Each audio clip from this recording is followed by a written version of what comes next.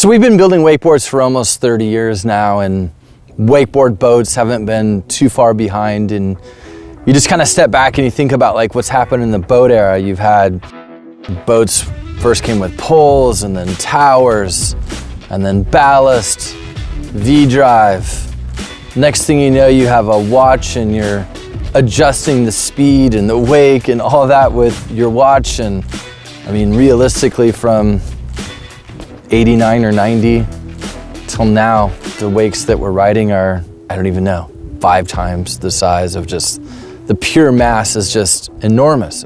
It's ridiculous. Like the size is incredible. It made everything so easy, but like the impacts are still quite heavy. You know, the wakes over the last couple of years have just changed the game so much because they're just so massive, and it's kind of interesting to see how, you know, the evolution of one facet of what makes wakeboarding happen can affect the other side so much.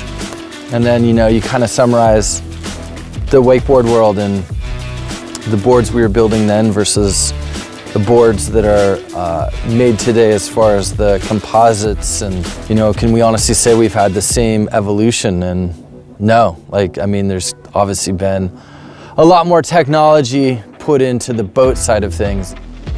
With the RXT, we didn't want to put any limits on where we were coming from, the materials, the you know, the vision in general. So I think that was accomplished, and you know, put something pretty special out on the water. Really fortunate, we're in the Seattle area, so we're right where one of the aerospace kind of meccas is, and we have a revolving door of people that come to Radar and pitch us some new composite, foam, whatever it is. And obviously in a lot of cases like, oh man, that'd be really fun to try, but price, and can't really do it. And then about 3 years ago, so 2015, we all just kind of sat around and just said, this is crazy. Like, let's just let the chips fall where they may.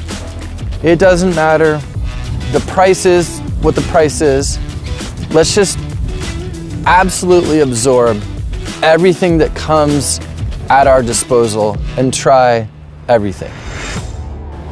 It was like the endless board, you know, but it took about 2.5 years to do this.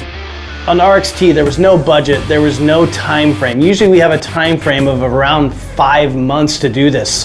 This was like a dream come true. You know, Paul said, hey, you know, I don't care when you get this done, Jason. We just need to have the best materials, the best board in our line we've ever had.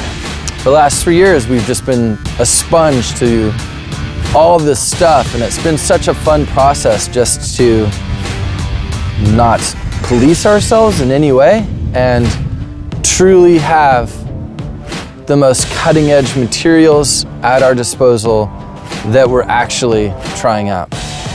In the back of our minds, it was always like, well, if we ever do develop this board, Massi's our dude. He's defines Ronix in so many ways, and he just has a great grasp of the sport of wakeboarding. So yeah, Massi came up here he probably made 2 to 3 trips in the winter time. So we develop everything in the winter time. And you know, his heart's into it, man. He just wants to get the suit on. He even got the planer out with me to plane some cores. You know, we sat here and talked about the side cut, the profile, everything. My relationship with Jason is amazing. Like, just working with him is really cool because he has an idea and then he puts it, he makes it become reality, and then like when I get on it and I give him my feedback, like he changes exactly what I say, and he loves what he does and I love what he does.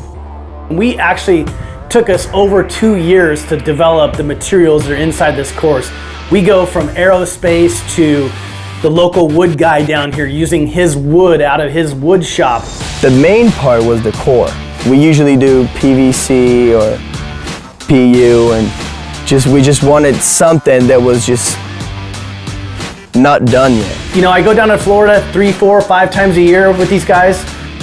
We go out on the boat, we get the Tylers, the Jakes, the Mike Ferraro, Paul, we all go out there and we actually sit there and go, okay, does it edge, how's the edging, how's the pop, all this stuff. From the second we took this new core material and they actually tried this, It was really cool to see the guys just have these smiles on their faces when they first got on it. A lot of times guys will say like, a board pops good, a board lands good, a board is fast, a board is slow, whatever. They were using different words like, I get higher. And you could actually see it. That's what we were seeing between like the 4 or 5 different prototypes. On the final version, they were going higher. We all looked at each other and go like, whoa, that's it, stop the boat. Talk to Massi, talk to the boys and said, guys, what's going on out there? It was crazy to see the pop. Jake goes to do a tantrum and he over rotates. It goes like 2 feet higher than he normally would. I rode a lot of boards, but the RXT, when you land, it just carries the energy through the landing. When I started going quite big in Italy when I was little, I was riding behind this like diesel boat and like going to the flats, and just like I would land and I land so hard my whole body started shake and it was super heavy on the back. And that was what, 8 years ago, and now compared to the boat that I have now and this new board, the RXT, is just, it lands so much softer. Like literally the wake is 10 times the size, you know, and I'm still like charging the flats with like no problem. It took us over 2 years to develop this thing. It is by far the best board we've ever done. Everything about this is Ronix Extra technology.